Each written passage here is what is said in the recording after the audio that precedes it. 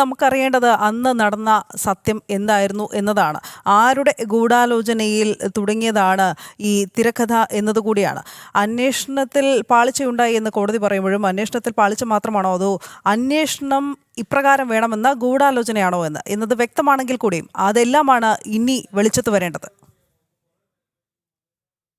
അനുവും അതുതന്നെയാണ്. അതായത് തീർച്ചയായിട്ടും ഈ ഹിന്ദുത്വ ഭീകരത എന്ന വാദം ഉയർത്തിയ ആളുകൾ ഇനിയും ഒരുപാട് ചോദ്യങ്ങൾക്ക് ഉത്തരം നൽകേണ്ടി വരും. കാരണം ഈ പ്രഗ്യാ സിംഗ് ഠാക്കൂർ ഉൾപ്പെടെ ഈ കേസിൽ പ്രതി ചേർക്കപ്പെട്ടവർക്കെതിരെയുള്ള മുഴുവൻ ചാർജുകളും ഒഴിവാക്കിക്കൊണ്ടാണ് ഇപ്പോൾ ഈ കേസിലെ പ്രതികളെല്ലാം കോടതി കുറ്റവിമുക്തമാക്കുന്നത്. അതിൽ കോടതി പറഞ്ഞേക്കുന്ന നിർണായകമായ ചില കാര്യങ്ങൾ ഇതാണ്. ഒന്ന്, അന്വേഷണത്തിൽ അപാകതയുണ്ട് എന്ന കാര്യം കോടതി ചൂണ്ടിക്കാണിക്കുന്നുണ്ട്. അത് നേരത്തെ നമ്മൾ സൂചിപ്പിച്ചതുപോലെയാണ്. ആദ്യഘട്ടത്തിൽ മഹാരാഷ്ട്ര പോലീസിൻ്റെ അന്വേഷണം നടക്കുമ്പോൾ ഇത് ചെന്നെത്തിയത് ചില ഇസ്ലാമിക് ഗ്രൂപ്പുകളിലേക്കായിരുന്നു. പിന്നീട് എങ്ങനെയാണ് സന്യാസിയായിട്ടുള്ള പ്രഗ്യാ സിംഗ് ഠാക്കൂർ ഉൾപ്പെടെയുള്ളവർ ഈ കേസിലേക്ക് പ്രതി ചേർക്കപ്പെട്ടത്, അല്ലെങ്കിൽ വലിയ പീഡനങ്ങൾ അവർക്ക് ജയിലിൽ അനുഭവിക്കേണ്ടി വന്നു എന്ന യാഥാർത്ഥ്യം നമുക്കറിയാവുന്നതാണ്. അങ്ങനെ ഈ കേസിൽ എങ്ങനെ ഒരു വഴിത്തിരിവുണ്ടാക്കി, അതിലെ ഗൂഢാലോചന സംബന്ധിച്ചുള്ള കാര്യങ്ങൾ സ്വാഭാവികമായും ഒരുപക്ഷെ വീണ്ടും ഒരു പുനരന്വേഷണത്തിലേക്ക് കാര്യങ്ങൾ പോയേക്കാം. അതോടൊപ്പം തന്നെ മറ്റൊരു കാര്യം പറഞ്ഞിരിക്കുന്നത്, ഈ വിധിപ്രസ്താവത്തിൽ ഇൻക്വസ്റ്റ് റിപ്പോർട്ടിൽ വീഴ്ചയുണ്ടായി എന്ന കാര്യം ചൂണ്ടിക്കാണിക്കുന്നുണ്ട്. ദൃക്സാക്ഷികൾ മൊഴി മാറ്റി പറഞ്ഞു എന്ന കാര്യമുണ്ട്. നേരത്തെ തന്നെ ഈ ദൃക്സാക്ഷികളെ ഭീഷണിപ്പെടുത്തുന്നു തുടങ്ങിയ വിവരങ്ങൾ ഈ കേസിൻ്റെ അന്വേഷണ ഘട്ടങ്ങളിൽ തന്നെ നമ്മൾ കണ്ടതായിരുന്നു. ഏതാണ്ട് 350-നടുത്ത് സാക്ഷിമൊഴികളാണ് ഈ വിചാരണ നടക്കുന്ന വേളയിൽ നടത്തിയത്.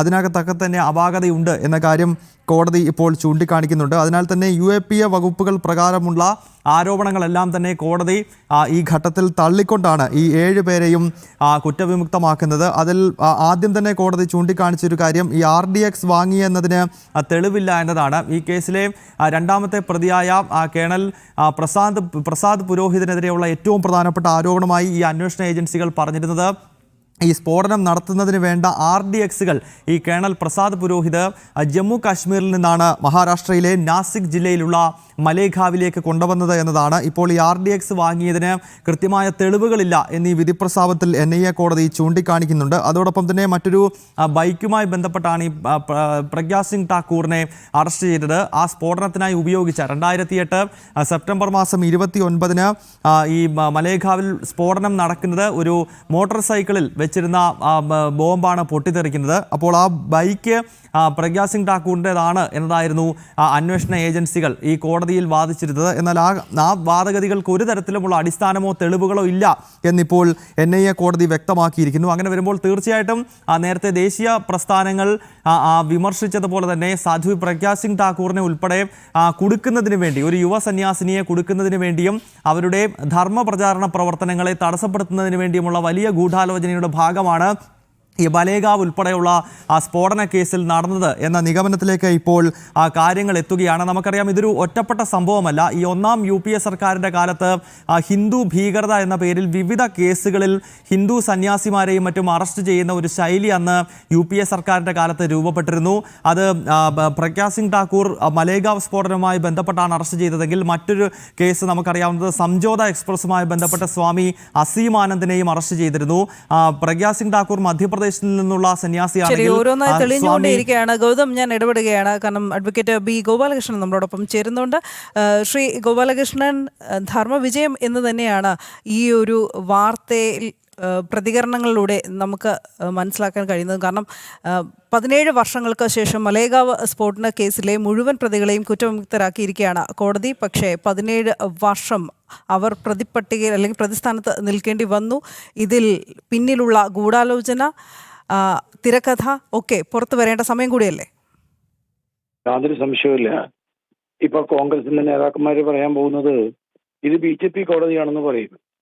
കാരണം യാഥാർത്ഥ്യം ഉൾക്കൊള്ളാൻ കോൺഗ്രസോ ഇന്ത്യയിലെ പ്രതിപക്ഷമോ തയ്യാറാവുന്നില്ല. കാരണം എങ്ങനെയാണ് ഈ കേസിന്റെ ഉത്ഭവം? ഈ കേസിന്റെ ഉത്ഭവം എന്ന് പറയുന്നത് ലോകം മുഴുവനും ഭീകരവാദം ഇസ്ലാമിസ്റ്റ് തീവ്രവാദികൾ സൃഷ്ടിക്കുമ്പോൾ ആ ഇസ്ലാമിസ്റ്റ് തീവ്രവാദികൾക്കെതിരായിട്ട് ഇന്ത്യയിൽ വ്യാപകമായി രാജ്യസ്നേഹികളായിട്ടുള്ള അവരുടെ പ്രസ്ഥാനം, രാജ്യസ്നേഹികൾ അതിശക്തമായി ഇന്ത്യയിൽ പ്രതികരിച്ചപ്പോൾ രാജ്യസ്നേഹികളെ പ്രതിക്കൂട്ടിൽ കയറ്റാൻ ഹിന്ദുത്വവാദികൾ ഭീകരവാദികളാണ് എന്ന് പറഞ്ഞുകൊണ്ട് കോൺഗ്രസ് കൊണ്ടുവന്നിട്ടുള്ള ഒരു നയപരിപാടിയുടെ ഭാഗമായിട്ടാണ് ഈ കേസിൽ യഥാർത്ഥ പ്രതികളെ മാറ്റി നിർത്തി ഭാരതീയ സംസ്കൃതിയും ഭാരതത്തിന്റെ പാരമ്പര്യവുമെല്ലാം ജീവിതത്തിൽ പകർത്തിയ നിഷ്കാമ കർമ്മയോഗികളായിട്ടുള്ള ആരെയും ഉപദ്രവിക്കാതെ സർവചരാചരങ്ങളുടെയും ജീവൻ ഒന്നാണ്, എല്ലാം ജഗതീശ്വരൻ്റെതാണ് എന്ന് മാത്രം പ്രാർത്ഥിക്കുന്ന സന്യാസിനി ശ്രേഷ്ഠന്മാരെ കേസിൽ ഉൾപ്പെടുത്തിക്കൊണ്ട് ഒരു ഹിന്ദുത്വ ഭീകരത വ്യാജ സൃഷ്ടിയിൽ ഉണ്ടാക്കിയ കോൺഗ്രസ് സർക്കാരിന് കിട്ടിയ തിരിച്ചടിയാണ് ഇന്നത്തെ കോടതിയുടെ ഉത്തരവ്. ഇതിൽ വാസ്തവത്തിൽ ഹിന്ദു സമൂഹത്തോട് രാഹുൽ ഗാന്ധി മാപ്പ് പറയണം. തീർച്ചയായും വളരെയധികം നന്ദി ശ്രീ ഗോപാലകൃഷ്ണൻ പ്രതികരിച്ചതിന്. അഡ്വക്കേറ്റ് ബി ഗോപാലകൃഷ്ണനാണ് പ്രതികരിച്ചത് വാർത്തയോട്. ഗൗതമിലേക്ക് വീണ്ടും ഗൗതം, അദ്ദേഹം പറഞ്ഞത്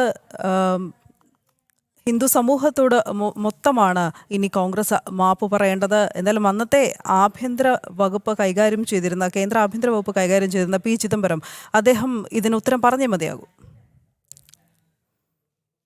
അനു, നേരത്തെ നമ്മൾ സൂചിപ്പിച്ചു വന്നത് ഈ ഒന്നാം UPA സർക്കാരിൻ്റെ കാലത്ത് നടന്നിട്ടുള്ള വളരെ ബോധപൂർവമായി നടന്ന ചില ഗൂഢാലോചനകളെ പറ്റിയാണ്. അതിൽ ഇപ്പോൾ പ്രഗ്യാ സിംഗ് ഠാക്കൂറുമായി ബന്ധപ്പെട്ടുള്ള വിധിപ്രസ്താവം ഇപ്പോൾ വന്നു കഴിഞ്ഞിരിക്കുന്നു. നേരത്തെ നമ്മൾ സൂചിപ്പിച്ചത് സ്വാമി അസീമാനന്ദുമായി ബന്ധപ്പെട്ടാണ്. അത് സംജോത എക്സ്പ്രസ് സ്ഫോടനം, ഭാരതത്തെയും അതോടൊപ്പം തന്നെ പാകിസ്ഥാനെയും ബന്ധിപ്പിക്കുന്ന ട്രെയിൻ സർവീസ് ആയിരുന്നു സംജോത എക്സ്പ്രസ്.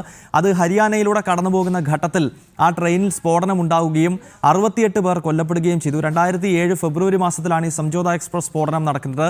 അതുപോലെ തന്നെ അതേ വർഷത്തിൽ തന്നെ രാജസ്ഥാനിലെ അജ്മീർ ദർഗയിലും മക്ക മസ്ജിദിലും സ്ഫോടനമുണ്ടായി. ഈ കേസുകളിലും പ്രതി ചേർക്കപ്പെട്ടത് സ്വാമി അസീമാനന്ദ് ഉൾപ്പെടെയുള്ള ഹിന്ദു സന്യാസിമാരോ അല്ലെങ്കിൽ ഹിന്ദു നേതാക്കളോ ആണ്. പിന്നീട് മക്ക മസ്ജിദ് സ്ഫോടനത്തിലും അതോടൊപ്പം തന്നെ അജ്മീർ ദർഗ സ്ഫോടനമാണെങ്കിലും സംജോത എക്സ്പ്രസ് ഭീകരാക്രമണമാണെങ്കിലും അതിലെല്ലാം സ്വാമി അസീമാനന്ദയെ NIA കോടതി വെറുതെ വിടുന്ന അല്ലെങ്കിൽ കുറ്റവിമുക്തനാക്കുന്ന ഒരു കാഴ്ച നമ്മൾ നേരത്തെ കണ്ടതാണ്. ഇപ്പോൾ ഇതാ 2008 നടന്ന മലേഗാവ് സ്ഫോടനത്തിൽ പ്രഗ്യാ സിംഗ് ഠാക്കൂറിനെയും കോടതി കുറ്റവിമുക്തമാക്കുന്നു. അപ്പോൾ UPA സർക്കാരിൻ്റെ കാലത്ത് 2 സന്യാസിമാരെ കുടുക്കുവാനുള്ള വലിയ ഗൂഢാലോചന നടന്നു എന്നതിന് ഇതിൽ കൂടുതൽ ഇനിയും തെളിവുകളില്ല. രാജ്യത്തെ കോടതി തന്നെ അത് അടിവരയിട്ട് പറയുകയാണ്. 3 കേസുകളിലാണ് സ്വാമി അസീമാനന്ദനെ കുടുക്കുവാനുള്ള ശ്രമം നടന്നത്. അതിൽ 3ലും അദ്ദേഹത്തിന് അതുമായി ഒരു തരത്തിലുമുള്ള ബന്ധവുമില്ല എന്ന തെളിവുകൾ നിരത്തിക്കൊണ്ട് കോടതി തന്നെ അദ്ദേഹത്തെ കുറ്റവിമുക്തമാക്കുന്ന സാഹചര്യമുണ്ടായിരുന്നു. പിന്നീട് ഇവിടുത്തെ ഇസ്ലാമിസ്റ്റ് ഗ്രൂപ്പുകൾ ഉൾപ്പെടെ ടാർഗറ്റ് ചെയ്തിരുന്നത് ഈ യുവ സന്യാസിനിയായ പ്രഗ്യാ സിംഗ് ഠാക്കൂറിനെ ആയിരുന്നു. പ്രത്യേകിച്ച് മധ്യപ്രദേശ് ഉൾപ്പെടെയുള്ള സ്ഥലങ്ങളിൽ കൺവേർഷനെതിരെയും അതുപോലെ തന്നെ ലവ് ജിഹാദ് ഉൾപ്പെടെയുള്ള പ്രവർത്തനങ്ങൾക്കെതിരെയും ഒക്കെ ഒരു കാലഘട്ടത്തിൽ തുടർച്ചയായ പോരാട്ടങ്ങൾ നയിച്ചിരുന്നത് പ്രഗ്യാ സിംഗ് ഠാക്കൂറിൻ്റെ നേതൃത്വത്തിലുള്ള ഒരു കൂട്ടം ചെറുപ്പക്കാരായിരുന്നു. പ്രത്യേകിച്ച് അഖില ഭാരതീയ വിദ്യാർത്ഥി പരിഷത്തിലൂടെയാണ് പ്രഗ്യാ സിംഗ് ഠാക്കൂർ പൊതുപ്രവർത്തനങ്ങളിലേക്കും സംഘടനാ പ്രവർത്തനങ്ങളിലേക്കും വരുന്നത്. പിന്നീട് ABVPയിൽ നിന്നും മാറി സന്യാസത്തിൻ്റെ വഴിയിലേക്ക് നീങ്ങുകയും സന്യാസ ദീക്ഷ സ്വീകരിക്കുകയും ഒക്കെ ചെയ്തിരുന്നു. അങ്ങനെ സനാതന ധർമ്മത്തിൻ്റെ പ്രവർത്തനങ്ങളിൽ കൃത്യമായി ഇടപെടുകയും മധ്യപ്രദേശ് ഉൾപ്പെടെയുള്ള ഉത്തരഭാരതത്തിൽ ഈ ധാർമ്മിക പ്രവർത്തനങ്ങൾക്ക് വേണ്ടി തുടർച്ചയായി യാത്ര ചെയ്യുകയും ഒക്കെ ചെയ്തിരുന്ന പ്രഗ്യാ സിംഗ് ഠാക്കൂറിനെയാണ് മഹാരാഷ്ട്രയിലെ നാസിക് ജില്ലയിലുള്ള മലേഗാവിൽ ഉണ്ടായ ഒരു സ്ഫോടനവുമായി ബന്ധപ്പെട്ട് പിടികൂടുന്നത്. അത് അന്ന് വലിയ ഞെട്ടലുകൾ ഉണ്ടാക്കുകയും ഈ ഒരു അന്വേഷണ ഏജൻസിയുടെയോ അല്ലെങ്കിൽ അന്നത്തെ കേന്ദ്രത്തിലും മഹാരാഷ്ട്രയിലുമൊക്കെ അധികാരത്തിലിരുന്ന സർക്കാരുകൾക്കെതിരെ വലിയ പ്രതിഷേധവും വിമർശനവും ഒക്കെ ഉയർന്നതാണ്. പക്ഷേ അതിനെയൊന്നും കൂസാക്കാതെ ഹിന്ദുത്വ ഭീകരത അല്ലെങ്കിൽ കാവി ഭീകരത, സാഫ്രോൺ ടെറർ എന്നത് ഒരു യാഥാർത്ഥ്യമാണ് എന്ന വാദഗതികളാണെന്ന് പി ചിദംബരമാണെങ്കിലും സുശീൽ കുമാർ ഷിൻഡെയൊക്കെ ആണെങ്കിലും നമുക്കറിയാം. അന്ന് ആഭ്യന്തര വകുപ്പ് കൈകാര്യം ചെയ്തിരുന്നത് ഒന്നാം UPA സർക്കാരിൻ്റെ കാലത്ത് ഈ സ്ഫോടനമൊക്കെ നടക്കുന്ന ഘട്ടത്തിൽ സുശീൽ കുമാർ ഷിൻഡെ എന്ന കോൺഗ്രസിൻ്റെ മുതിർന്ന നേതാവായിരുന്നു. സുശീൽ കുമാർ ഷിൻഡെയും അതുപോലെ തന്നെ മധ്യപ്രദേശിൽ നിന്നുള്ള ദിഗ്വിജയ് സിംഗും ഒക്കെ തുടർച്ചയായി ഹിന്ദുത്വ ഭീകരത, കാവി ഭീകരത എന്ന പദപ്രയോഗങ്ങൾ ഉപയോഗിച്ചു. അന്ന് അതിനെതിരെ വലിയ വിമർശനങ്ങളും പ്രതിഷേധവും ഉയർന്നിരുന്നു. കാരണം ഹിന്ദുത്വ അല്ലെങ്കിൽ കാവി എന്ന് പറയുന്നത് ഭീകരതയുടെ പ്രതീകമല്ല, മറിച്ച് മുഴുവൻ ധർമ്മത്തെയും അല്ലെങ്കിൽ മുഴുവൻ വിശ്വാസത്തെയും ലോകത്തിൻ്റെ എല്ലാ ഭാഗത്തുമുള്ള മതവിശ്വാസങ്ങളെയും ആചാരങ്ങളെയും ഒക്കെ ഉൾക്കൊള്ളാൻ കഴിയുന്ന ഒരു പദ്ധതിയാണ് ഹിന്ദുത്വ എന്ന കാര്യത്തെ ചൂണ്ടിക്കാണിച്ചുകൊണ്ടാണ് അന്ന് ഈ ഹിന്ദുത്വ ഭീകരത എന്ന വാദം ഉയർത്തിയ ആളുകളെ ദേശീയ പ്രസ്ഥാനങ്ങളൊക്കെ വിമർശിച്ചത്. എന്തായാലും അന്ന് ഈ ദേശീയ സംഘടനകളൊക്കെ മുന്നോട്ട് വെച്ച വാദ വാദഗതികളെ ഇപ്പോൾ രാജ്യത്തെ കോടതികൾ കൂടി ശരിവെക്കുകയാണ്. മലേഗാവ് സ്ഫോടനവുമായി ബന്ധപ്പെട്ട് വളരെ സുപ്രധാനമായ വിധിപ്രസ്താവം മുംബൈ NIA കോടതി നടത്തിയിരിക്കുന്നു. മുഴുവൻ പ്രതികളെയും 7 പ്രതികളാണ് ഈ കേസിൽ ഉണ്ടായിരുന്നത്. അതിൽ പ്രഗ്യാ സിംഗ് ഠാക്കൂർ ഉൾപ്പെടെ 7 പേരെയും കുറ്റവിമുക്തരാക്കിക്കൊണ്ടുള്ള വലിയ വിധിപ്രസ്താവമാണ് ഇപ്പോൾ കോടതിയുടെ ഭാഗത്ത് നിന്ന് ഉണ്ടായിരിക്കുന്നത്. അനു, ശരി, നന്ദഗോപനിലേക്ക് വീണ്ടും എത്തുകയാണ്. നന്ദൻ, അഭിനവ് ഭാരത് സംഘടന ഭീകരപ്രവർത്തനങ്ങൾ നടത്തുന്നതിന് തെളിവില്ല എന്നുകൂടിയാണ് കോടതി ഇന്ന് ഈ വിധി പ്രസ്താവത്തോടൊപ്പം പറഞ്ഞിരിക്കുന്നത്.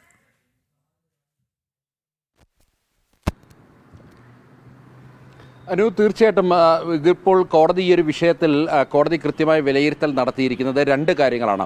ഒന്ന്, ജമ്മു കാശ്മീരിൽ നിന്നും സർവീസിലുണ്ടായിരുന്ന ഒരു കേണലാണ്.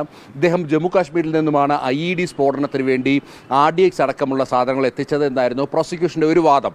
ഇത് തെളിയിക്കുവാൻ വേണ്ടി സാധിച്ചിട്ടില്ല. അങ്ങനെ കേണൽ ഈ ശ്രീകാന്ത് പ്രസാദ് പുരോഹിതിന് നേരെ ഉണ്ടായിരുന്ന മുഴുവൻ ആരോപണങ്ങളും, അത് UAPAയും ആംസ് ആക്ട് അടക്കമുള്ള മുഴുവൻ ആരോപണങ്ങളും ഇപ്പോൾ നിലനിൽക്കുന്നതല്ല എന്ന് കോടതി വ്യക്തമാക്കി.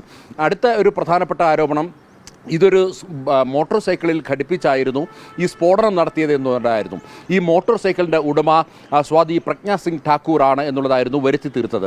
എന്നാൽ ഈ വണ്ടിയുടെ എഞ്ചിൻ നമ്പറും ചേസ് നമ്പറും പരിശോധിച്ചപ്പോൾ ഇത് പ്രജ്ഞാ സിംഗ് ഠാക്കൂറിൻ്റെ വണ്ടിയല്ല, പ്രജ്ഞാ സിംഗ് ഠാക്കൂറുമായി യാതൊരുവിധ ബന്ധവുമില്ല എന്ന് ബോധ്യപ്പെട്ടിട്ടുണ്ട്. മാത്രമല്ല, അന്വേഷണത്തിൽ തന്നെ ചില പൊരുത്തക്കേടുകൾ ഉണ്ട് എന്നുള്ള ഒരു വിലയിരുത്തലും കോടതിയുടെ ഭാഗത്തു നിന്നുണ്ടായി. അതായത് കൃത്യമായി പറഞ്ഞു കഴിഞ്ഞാൽ നേരത്തെ സംഘപരിവാർ സംഘടനകളും അതേപോലെ തന്നെ ഹൈന്ദവ നേതാക്കളും ഒക്കെ തന്നെ ചൂണ്ടിക്കാണിച്ചിരുന്നത് പോലെ ഈ കേസ് കൃത്യമായി ഫാബ്രിക്കേറ്റഡ് ആണ് എന്നുള്ളത് കോടതി പറയാതെ പറഞ്ഞു വെക്കുന്നു എന്നുള്ളതാണ് യാഥാർത്ഥ്യം. മാത്രമല്ല, ഇതുമായി ബന്ധപ്പെട്ട യാതൊരുവിധ തെളിവുകളും ഈ 7 പ്രതികൾക്ക് നേരെ നിലനിൽക്കുന്നില്ല എന്നുള്ളതും കണ്ടെത്തിയിട്ടുണ്ട്. 343 പേരെ കൃത്യമായി ഈ ഐ വിറ്റ്നസ്സുകളെ അവരെ വിചാരണ ചെയ്തു കഴിഞ്ഞപ്പോൾ അവരുടെ ഭാഗത്തു നിന്നും ഈ ഐ വിറ്റ്നസ് പോലും കൃത്യമല്ല എന്നുള്ള ഒരു നിരീക്ഷണം കോടതിയുടെ ഭാഗത്തു നിന്നും നേരത്തെ ഉണ്ടായിരുന്നു. ഈ പ്രതികൾക്കൊക്കെ തൂക്കുകയർ നൽകണമെന്നുള്ള വാദമായിരുന്നു പ്രോസിക്യൂഷൻ മുന്നോട്ട് വെച്ചത്. ഇപ്പോൾ ഇതാ ഈ സന്യാസിനി അടക്കമുള്ളവർ നിരപരാധികളെന്ന് NIA കോടതി വ്യക്തമാക്കിയിരിക്കുന്നു. അതേസമയം തന്നെ ഈ കൊല്ലപ്പെട്ട ചിലരുടെ കുടുംബം അപ്പീലിന് പോകുമെന്നുള്ള വാദമുഖം ഇപ്പോൾ മുന്നോട്ട് വെച്ചിട്ടുണ്ട്. ഈ വിധിയിൽ അവർക്ക് തൃപ്തിയില്ല. അതുകൊണ്ട് തന്നെ ഇതുമായി ബന്ധപ്പെട്ട് അപ്പീലിന് പോകുമെന്നുള്ളതാണ് അവിടെ അന്ന് കൊല്ലപ്പെട്ടവരുടെ കുടുംബാംഗങ്ങൾ വ്യക്തമാക്കുന്നത്. ഏതായാലും അന്ന് ഈ കേസ് കൃത്യമായി ട്വിസ്റ്റ് ചെയ്തതാണ്. ഇത് ഫാബ്രിക്കേറ്റഡ് കേസാണ് എന്നുള്ളത് നിരന്തരം അത്തരം കാര്യങ്ങൾ ചൂണ്ടിക്കാണിക്കപ്പെട്ടിരുന്നു എന്നുള്ളതാണ്. അതേസമയം കാവി ഭീകരത എന്നുള്ള അവാസ്തവമായ കാര്യം ഈ ഭാരതത്തിൽ മുഴുവൻ പ്രചരിപ്പിക്കുന്നതിൻ്റെ ഭാഗമായി അത്തരം വസ്തുതകൾക്ക് നേരെ കണ്ണടക്കുകയായിരുന്നു മിക്ക രാഷ്ട്രീയക്കാരും, അല്ലെങ്കിൽ പ്രമുഖ രാഷ്ട്രീയക്കാരെല്ലാം അതിനോട് മുഖം തിരിഞ്ഞു നിൽക്കുകയായിരുന്നു. അവർക്ക് കോൺഗ്രസിനടക്കം അവർക്ക് കാവി ഭീകരത എന്നുള്ളത് വരുത്തി തീർക്കുവാൻ വേണ്ടിയുള്ള അവസരമായി കണ്ടുകൊണ്ട് രാജ്യത്ത് മുഴുവൻ കാവി ഭീകരത എന്നുള്ള പ്രചരണം ഈ മലേഗാവ് ഭീകരാക്രമണം അല്ലെങ്കിൽ മലേഗാവ് സ്ഫോടനത്തിൻ്റെ പശ്ചാത്തലത്തിൽ അവർക്ക് നൽകാൻ കഴിഞ്ഞു എന്നുള്ളതാണ്. അതേസമയം തന്നെ നേരത്തെ സൂചിപ്പിച്ച പോലെ തന്നെ ഭാരതത്തിൽ ധർമ്മപ്രചരണം നടത്തുന്ന സന്യാസിയെ അടക്കം ഇതിൽ പ്രതി ചേർക്കപ്പെട്ടു എന്നുള്ളതാണ്. കോൺഗ്രസിൻ്റെ കൃത്യമായി പറഞ്ഞാൽ വൈരാഗ്യ ബുദ്ധിയുടെ ഒരു കൃത്യമായൊരു തെളിവ് തന്നെയാണ് ഈ മലേഗാവ് സ്ഫോടനം എന്നുള്ളത്. അല്ലെങ്കിൽ കോൺഗ്രസ് എത്രമാത്രം ആൻറ്റി ഹിന്ദുത്വ അജണ്ട കൊണ്ടു നടക്കുന്നു എന്നുള്ളതിൻ്റെ മകുടോദാഹരണമായിരുന്നു ഈ 2008 നടന്ന മലേഗാവ് സ്ഫോടനം എന്നുള്ളത്. ഇന്നിപ്പോൾ 17 വർഷത്തിന് ശേഷം ഈ ദിവസം തെളിയിക്കപ്പെട്ടിരിക്കുകയാണ്. അനു, എന്തായാലും ഏറ്റവും നിർണായക വിധി തന്നെയാണ് പുറത്തു വന്നിരിക്കുന്നത്. 2008 മാലേഗാവ് സ്ഫോടന കേസിൽ പ്രതിസ്ഥാനത്തുണ്ടായിരുന്ന പ്രതിപട്ടികയിൽ ഉൾപ്പെടുത്തിയിരുന്ന 7 പേരെയും പ്രത്യേക NIA കോടതി കുറ്റവിമുക്തരാക്കിയിരിക്കുന്നു. ഈ ഗൂഢാലോചന തെളിയിക്കാനായില്ല, ഇവർക്കെതിരെ ചാർത്തിയിരുന്നത് ഗൂഢാലോചന കുറ്റം, അത് തെളിയിക്കാനായില്ല എന്ന് കോടതി കണ്ടെത്തിയിരിക്കുന്നു. സ്ഫോടനവുമായി പ്രതികളെ ബന്ധിപ്പിക്കുന്ന രേഖകളൊന്നും ഹാജരാക്കാൻ പ്രോസിക്യൂഷന് കഴിഞ്ഞിട്ടില്ല എന്നത് ശ്രദ്ധേയം. UAPA കുറ്റം അതുകൂടി ചാർത്തിയിരുന്ന ആ ഘട്ടത്തിൽ അത് തെളിയിക്കാനായിട്ടില്ല എന്നതുകൂടി NIA കോടതി കണ്ടെത്തിയതിൻ്റെ അടിസ്ഥാനത്തിലാണ് 7 പ്രതികളെ കുറ്റവിമുക്തരാക്കി ഇന്ന് വിധി പ്രസ്താവം നടന്നിരിക്കുന്നത്. നമുക്കറിയാം, BJP മുൻ MP Sadhvi Pragya Singh Thakur, lieutenant colonel Prasad Purohit എന്നിവർ ഉൾപ്പെടെ 7 പേരായിരുന്നു പ്രതിപട്ടികയിൽ ഉണ്ടായിരുന്നത്. അവരെ എല്ലാവരെയും കോടതി കുറ്റവിമുക്തരാക്കിയിരിക്കുന്നു. കെട്ടിച്ചമച്ച കേസ് എന്നത് വ്യക്തം. 2008 സെപ്റ്റംബർ 29 സ്ഫോടനമുണ്ടാകുന്നു. അതിൽ 6 പേർ മരിച്ചു, 101 പേർക്ക് പരിക്കേറ്റു എന്നാണ് പറഞ്ഞിരുന്നത്. പക്ഷേ 95 പേരായിരുന്നു പരിക്ക് ഉണ്ടായിരുന്നത്. അതുപോലും തെറ്റായ രീതിയിൽ രേഖപ്പെടുത്തിയിരുന്ന കുറ്റപത്രം, അന്നത്തെ മഹാരാഷ്ട്ര ATS തയ്യാറാക്കിയ കുറ്റപത്രം, അതിലാണ് ഒടുവിൽ NIA അന്വേഷണം നടന്നതും പ്രത്യേക NIA കോടതിയിൽ കേസിന്റെ വാദം വരുന്നതും. ഈ വർഷം ഏപ്രിൽ വരെ നീണ്ടുനിന്ന വാദത്തിനൊടുവിൽ ഇന്ന് ഏറ്റവും നിർണായകമായ വിധി പ്രസ്താവം NIA കോടതിയുടെ ഭാഗത്തു നിന്ന് ഉണ്ടായിരിക്കുന്നു. 7 പേരും കുറ്റവിമുക്തർ.